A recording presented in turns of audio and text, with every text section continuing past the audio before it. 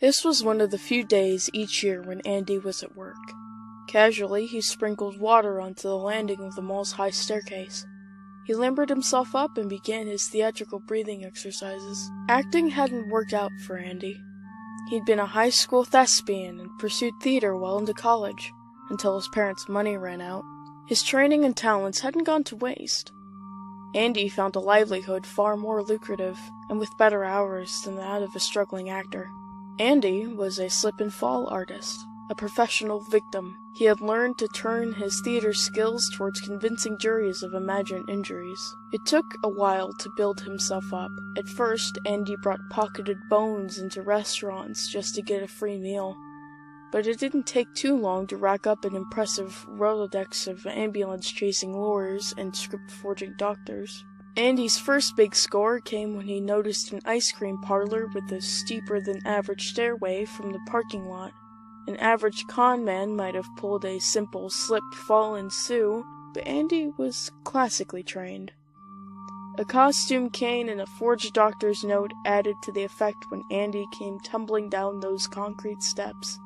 The brilliant stroke was his lawyers, who had realized that Andy could sue the owner of the shop not just for personal injury, but also for not being ADA compliant.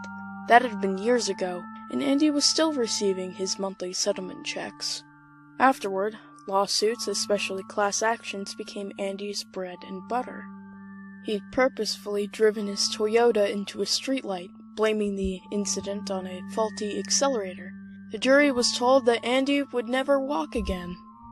But after the settlement came through, Andy had miraculously recovered. Andy had sustained life-threatening injuries from diet supplements, exercise equipment, and erectile dysfunction pills.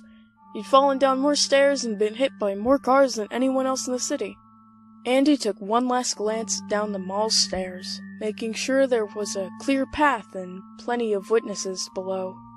He began walking briskly towards the wet tile.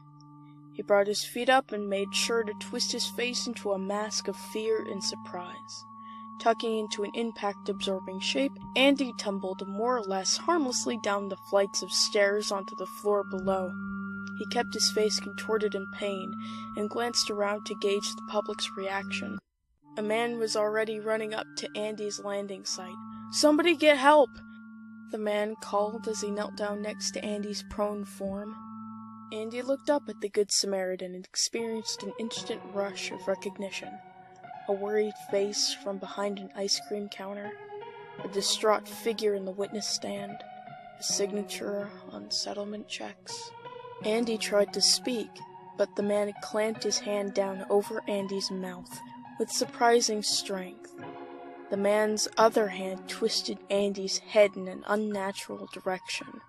The snapping of bone and Andy's screams were muffled by the man's shouting, "Somebody call 911, I think his neck is broken!"